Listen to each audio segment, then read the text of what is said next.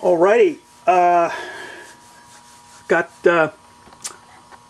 all the foam glued down, got my weights off, all the foam glued down here, and excuse me.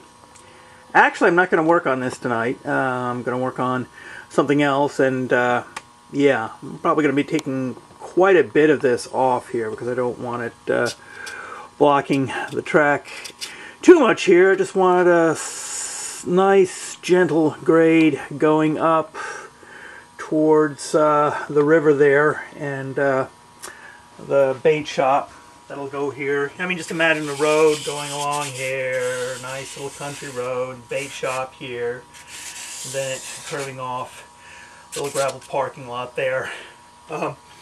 Nice little scene, and this gradually sloping down, but so I'll be taking quite a bit of that off, but I'd rather start with a little too much than not enough. What I'm going to be doing tonight is over here, I'm going to work on the grade crossing some, and well, actually three things. One, I want to put some water putty in there, fill in the cracks here, and then I want to glue in a chunk of foam right here and shave it down, smooth it down, so get a bit more of a transition between the mountain and this plain here.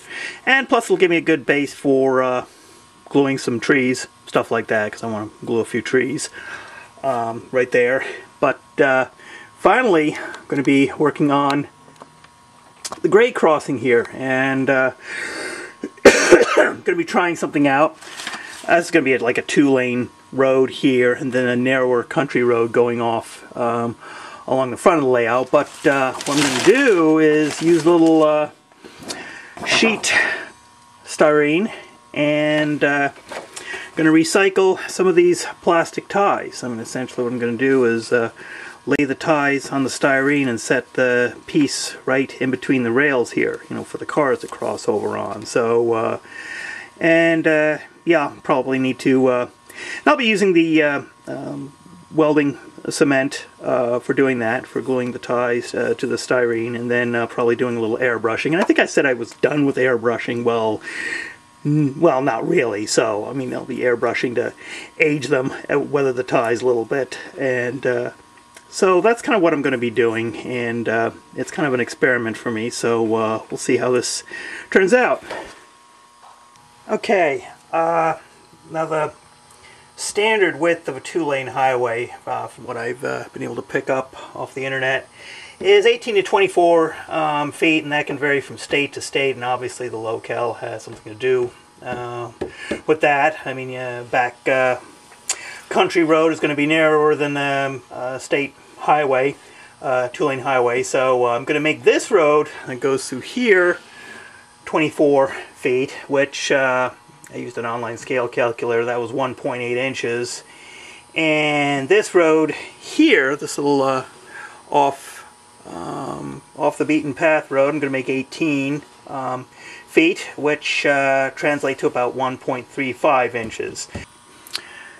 Now what I'm going to do over here is that I'm not going to make the grade crossing itself the full 24 feet wide. I'm just going to make that 20 feet, 20 scale feet, to leave basically a 2-foot curb on either side of the road. So this part here will be 20 scale feet, and I just double checked on the online scale calculator, and that comes out to exactly 1.5 inches. So I'm going to cut my pieces of styrene. Let me get you over here. Cut my pieces of styrene here, 1.5 inches long, and I'm going to start off with 3/8 of an inch wide. So let me measure this, and 1.5 inches, make it 3/8. Let me start with the straight one first, because this other track here is a little bit curved, so that's going to be a little bit trickier to do. Get my X-Acto knife here.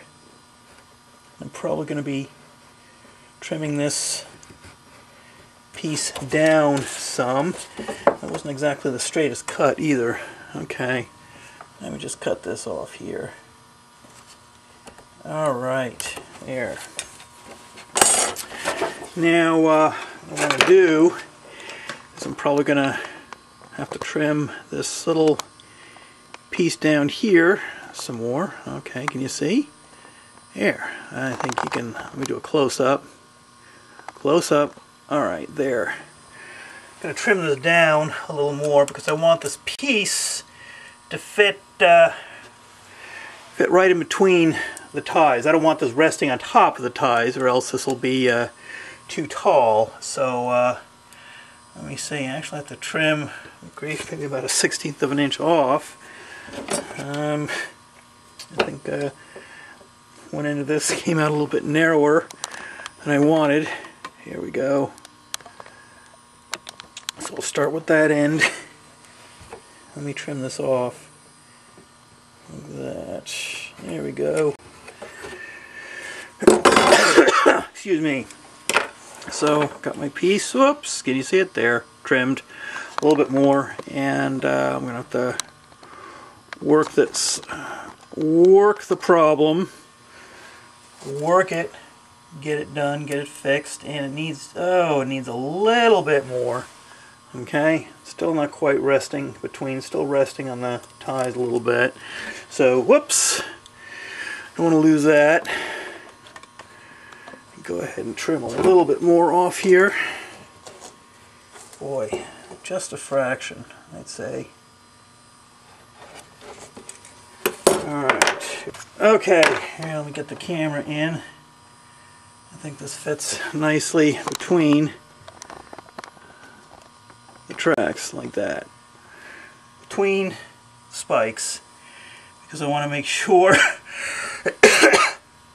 like I say, the flanges of the wheels have enough clearance. So in this case, having a little wiggle room here isn't necessarily such a horrible thing. And you know, when I get the ties glued on here, and if this is still a little bit too wide, you know, if I've glued them together right using that welding cement, I can just take the whole unit and do a little sanding on a piece of sandpaper, narrow it down a little bit, and so I think this will work.